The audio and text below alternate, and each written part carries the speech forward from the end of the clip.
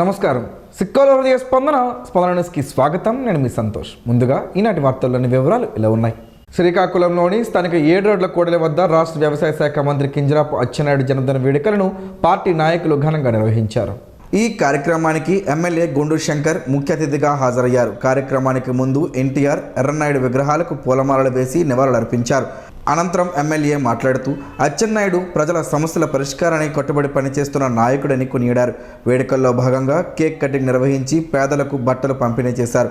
అలాగే అన్నా క్యాంటీన్లో అన్నదానం నిర్వహించారు. ఈ కార్యక్రమంలో పలువురు నాయకులు, కార్యకర్తలు, ప్రజలు పాల్గొన్నారు. శ్రీ కింజరాపు అచ్చెన్నాయుడు గారి 56వ జన్మదినం సందర్భంగా ఈరోజు శ్రీకాకుళం కోడలలో ఆయన పుట్టినరోజు జన్మదిన వేడుకలు చేసుకోవడం జరిగింది. ఈ సందర్భంగా ఆయనకి నిండు 100 ఏళ్ళు ఆయుర ఆరోగ్యాలు, సుఖ సంతోషాలతో ఆయన ఎల్లప్పుడూ ఉండాలి. ఈ రాష్ట్రానికి ఆయన సేవలు మరింత ఉపయోగపడాలి. గౌరవ ముఖ్యమంత్రి వర్యులు శ్రీ నారా చంద్రబాబు నాయుడు గారు, అలాగే లోకేష్ అన్న గారికి, తెలుగుదేశం పార్టీకి ఆయన సేవలు మరింత ఉపయోగపడాలి.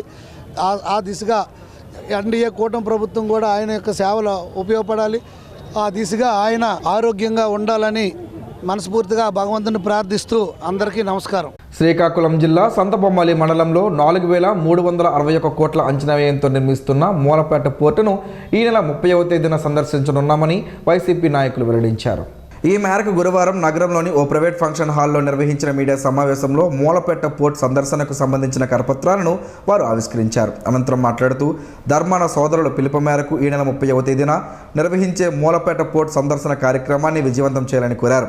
8 నియోజకవర్గాల నుంచి ముఖ్య నాయకులు, కార్యకర్తలు ప్రజలతో కలిసి మూలపేట పోర్ట్ ప్రాంతాన్ని సందర్శిస్తామని చెప్పారు. వైకాపా ప్రభుత్వ హయాంలో 4,361 కోట్లతో పనులు ప్రారంభించి 70% పనులు పూర్తి జరిగాయని, అనంతరం అధికారంలోకి వచ్చిన కూటమి సర్కార్ ఏడాది పాటు పనులను ఆపివేసిందన్నారు. శ్రీకాకుళం చరిత్రలో ఎన్ని ప్రభుత్వాలు మారినా ఇలాంటి ప్రాజెక్ట్ ఏ ప్రభుత్వం తీసుకురాలేదని, ఈ ఘనత జగన్మోహన్ రెడ్డికి దక్కుతుందన్నారు. సమావేశంలో వైకాపా నాయకులు మామిడి శ్రీకాంత్, అందవరపు సూరిబాబు, గుండు రఘురాం, అంబటి శ్రీనివాస్, ఎన్ని ధనుంజయ్, మండవెల్లి రవి, పట్నాల శ్రీనివాసరావు, పీస గోపి, సాధు వైకుంఠం, చిట్టి జనార్దన, పొన్నాడ ఋషి తదితరులు పాల్గొన్నారు. అది మరి అందరికీ తెలిసిందే. గత ప్రభుత్వంలో జగన్మోహన్ రెడ్డి గారు ఈ మూలపేట పోర్ట్ని సుమారు 4,362 కోట్లతో ఈ కార్యక్రమాన్ని చేపట్టారు.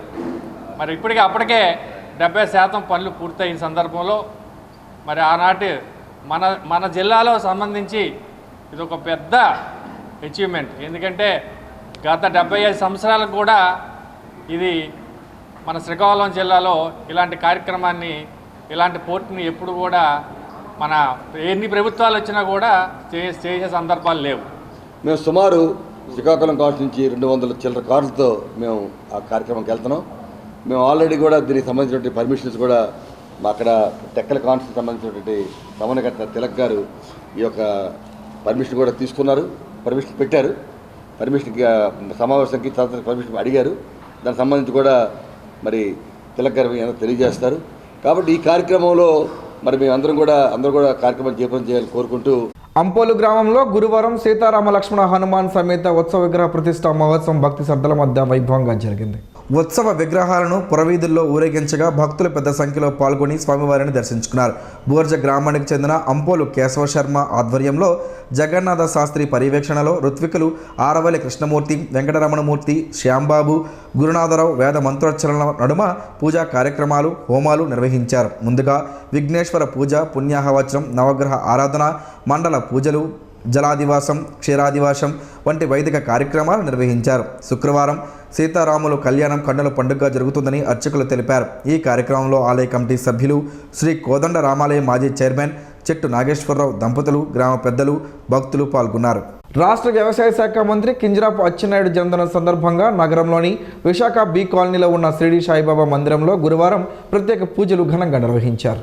ఈ కార్యక్రమంలో ఎమ్మెల్యే గుండు శంకర్ పాల్గొని మంత్రి పేరిట పూజలు నిర్వహించారు. ఈ సందర్భంగా ఎమ్మెల్యే గుండు శంకర్ మాట్లాడుతూ అచ్చెన్నాయుడు నిరంతరం ప్రజల సంక్షేమమే ధ్యేయంగా కృషి చేస్తున్నారని తెలిపారు. భవిష్యత్తులో మరింత ఉన్నత పదవులు అలంకరించి ఇలాంటి పుట్టినరోజులు మరెన్నో జరుపుకోవాలని ఆకాంక్షించారు. అనంతరం నారాయణ సేవా సమితి ఆధ్వర్యంలో నిర్వహించిన అన్నప్రసాద వితరణ కార్యక్రమంలో ఎమ్మెల్యే పాల్గొని భక్తులకు స్వయంగా అన్నప్రసాదాన్ని వడ్డించారు. జిల్లాలో ఎక్కడా లేని విధంగా ప్రతి గురువారం ఇక్కడ అన్నప్రసాద వితరణ కార్యక్రమాన్ని పెద్ద ఎత్తున నిర్వహించడం అభినందనీయమన్నారు. ఈ కార్యక్రమంలో మందిర committee chairman doctor Madhukar Vilekar, walkers international district coordinator Konkena Muralidhar, మందిర కమిటీ కోశాధికారి ఇప్పిలి భవానీ, ఆలయ ప్రధాన అర్చకులు రేజేటి శ్రీనివాసాచార్యులు, నారాయణ సేవా సమితి సభ్యులు తదితరులు పాల్గొన్నారు. శ్రీకాకుళం నగరంలోని స్థానిక ఆర్ట్స్ కళాశాల రోడ్డులోని కాకినాడ శ్రీ ఆదిత్య డిగ్రీ కళాశాలలో ప్రముఖ ఫార్మా సంస్థ హెట్రో డ్రగ్స్ వాకిన్ ఇంటర్వ్యూలను నిర్వహిస్తోంది. మార్చి 29న ఆదివారం ఉదయం 9 గంటలకు ఇంటర్వ్యూలు జరగనున్నట్లు కళాశాల principal NV Venugopal, director BS Chakravarthi తెలిపారు. BSc, MSc chemistry, B Pharmacy, M Pharmacy, ITI, diploma చివరి సంవత్సరం విద్యార్థులు మరియు నిరుద్యోగులు హాజరు కావచ్చన్నారు. అభ్యర్థులు తమ సర్టిఫికేట్లు, ఐడెంటిటీ కార్డు వెంట తీసుకురావాలని సూచించారు. కారాగారాల్లో కుల ఆధారిత వివక్షకు తావు ఉండకూడదని జిల్లా ప్రధాన న్యాయమూర్తి, జిల్లా న్యాయ సేవాధికార సంస్థ చైర్మన్ జునైద్ అహ్మద్ మౌలానా స్పష్టం చేశారు. బుధవారం అంపోల్లోని జిల్లా జైలును కలెక్టర్ స్వప్నేందర్ కర్పోన్కర్, ఎస్పీ కేవీ మహేశ్వర్ రెడ్డితో కలిసి బోర్డ్ ఆఫ్ విజిటర్స్ బృందంతో ఆకస్మికంగా తనిఖీ చేశారు. 2023 మాన్యువల్ నిబంధనల ప్రకారం జైల్లోని రిజిస్టర్లు, ఫార్మాట్లను పరిశీలించిన ఆయన ఖైదీలకు సమాన సౌకర్యాలు కల్పించాలని అధికారులను ఆదేశించారు.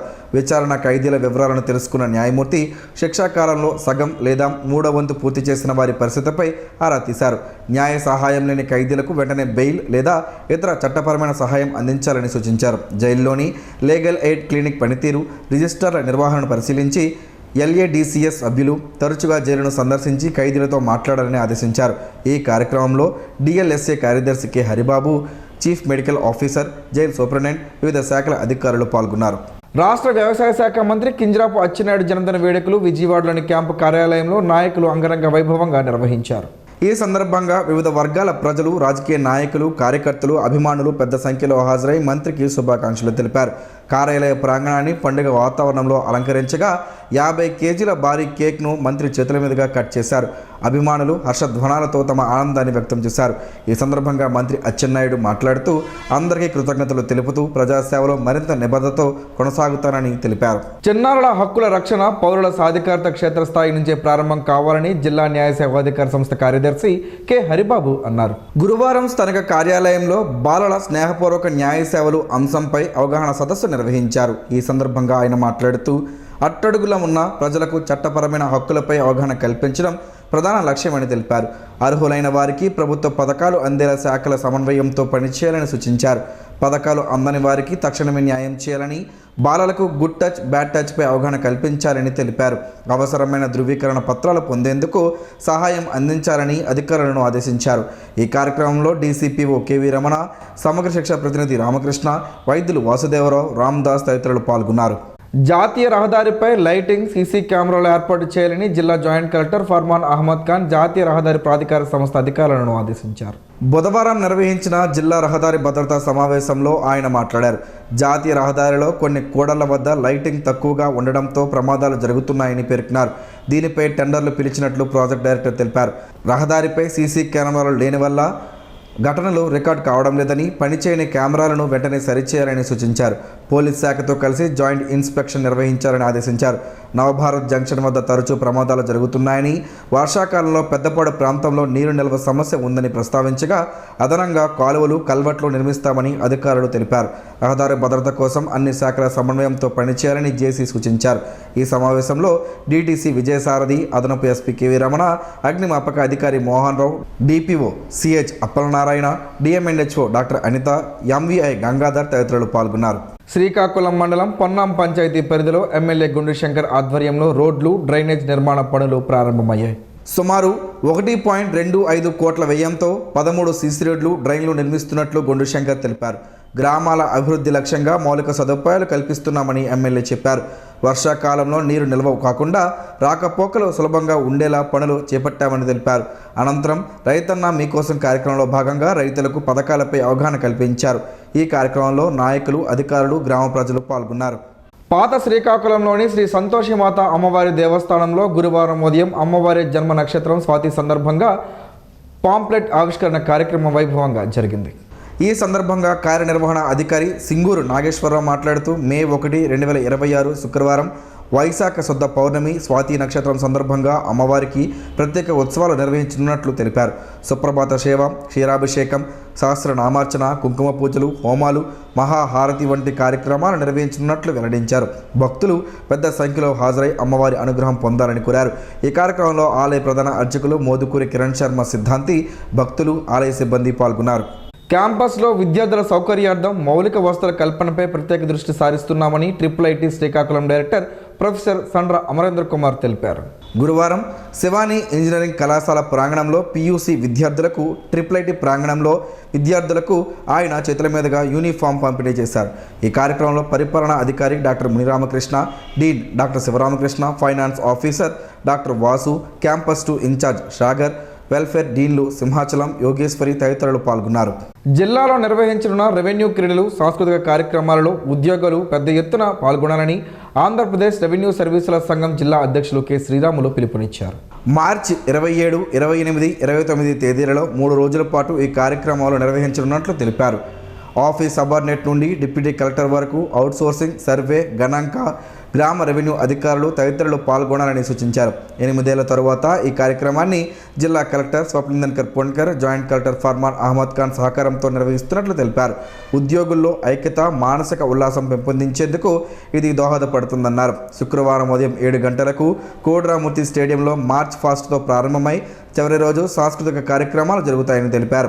ఉద్యోగులు పెద్ద సంఖ్యలో పాల్గొని విజయవంతం చేయాలని కోరారు.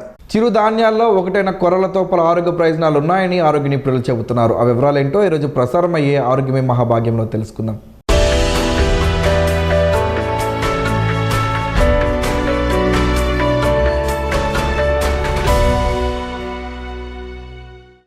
రోగం ఏదైనా సరే కొర్రలతో పరిష్కారం పొందవచ్చని ఆరోగ్య నిపుణులు చెబుతున్నారు. పోషణ విషయానికి వస్తే మిల్లెట్స్ ఎల్లప్పుడూ పైచేయి సాధిస్తాయి. దక్షిణ భారత రాష్ట్రాల్లో విస్తృతంగా ఉపయోగించే ఆరోగ్యకరమైన మైనర్ మిల్లెట్లలో ఫాక్స్రెట్ మిల్లెట్స్ ఒకటి. వీటిని కొర్రలు అని పిలుస్తారు. కొందరు ఆండ్ర కొర్రలు అంటారు. ఆరోగ్యంగా ఉండాలనే ఉద్దేశంతో పాశ్చాత్య దేశాలలోనూ మిల్లెట్లను తినడాన్ని ఇష్టపడుతున్నారు. వీటిని సూపర్ ఫుడ్గా చెబుతారు. అనేక రకాల వ్యాధులను తగ్గించడంతో పాటు రోగనిరోధక శక్తిని పెంచడానికి ఈ మిల్లెట్స్ ఎంతగానో ఉపయోగపడతాయి. కొర్రలను తినడం వల్ల నాడీ మండల వ్యవస్థ ఆరోగ్యం మెరుగుపడుతుంది. ప్రస్తుతం చిన్నారుల నుంచి పెద్దల వరకు అనేక మందికి నాడీ సంబంధ వ్యాధులు వస్తున్నాయి. అవి రాకుండా ఉండాలంటే రోజు కొర్రలను తినాలి. అల్జీమర్స్ ఉన్నవారు కొర్రలు తినడం వల్ల ఫలితం ఉంటుంది. కొర్రలలో అనేక రకాల B విటమిన్లు ఉంటాయి. ఇవి మెదడు పనితీరును మెరుగుపరుస్తాయి, మెదడును యాక్టివ్గా ఉంచుతాయి, మెదడు అభివృద్ధికి సహాయపడతాయి, మెదడుకు ఆక్సిజన్ సరఫరాను పెంచుతాయి. దీంతో జ్ఞాపక శక్తి, ఏకాగ్రత పెరుగుతాయి. కొర్రలలో ఐరన్, కాల్షియం సమృద్ధిగా ఉంటాయి. అందువల్ల వీటిని తింటుంటే కండరాలు ఆరోగ్యంగా ఉంటాయి. కండరాలకు ఆక్సిజన్ సరిగ్గా అందుతుంది. కొర్రల్లో ఉండే ఐరన్ రక్తహీనత సమస్యను తగ్గిస్తుంది. వీటిలోని కాల్షియం ఎముకలను దృఢంగా ఆరోగ్యంగా ఉంచుతుంది. కొర్రల్లో ఉండే విటమిన్ B1 గుండెను ఆరోగ్యంగా ఉంచుతుంది, గుండె జబ్బులు రాకుండా చూస్తుంది. గుండె జబ్బులు ఉన్నవారు కొర్రలను తింటుంటే తీవ్రమైన అనారోగ్య సమస్యలు రాకుండా ఉంటాయి. డయాబెటీస్ ఉన్నవారికి కొర్రలు చక్కని ఆహారం. వీటిని దోశ, ఇడ్లీ, ఉప్మా, అన్నంలా వండుకొని తినవచ్చు. దీంతో షుగర్ లెవెల్స్ తగ్గుతాయి, డయాబెటీస్ అదుపులో ఉంటుంది. కొలెస్ట్రాల్ అధికంగా ఉన్నవారు రోజు కొర్రలను తింటుంటే కొలెస్ట్రాల్ లెవెల్స్ తగ్గుతాయి. దీంతో హార్ట్ అటాక్లు రాకుండా చూసుకోవచ్చు. మలబద్ధకం సమస్య ఉన్నవారు రోజు కొర్రలను తింటుంటే ఫలితం ఉంటుంది. అలాగే జీర్ణ సమస్యలు తగ్గుతాయి. అధిక బరువును తగ్గించుకోవచ్చు. కొర్రలను తినడం వలన రోగనిరోధక శక్తి పెరుగుతుంది. వ్యాధులు, ఇన్ఫెక్షన్లు రాకుండా చూసుకోవచ్చు.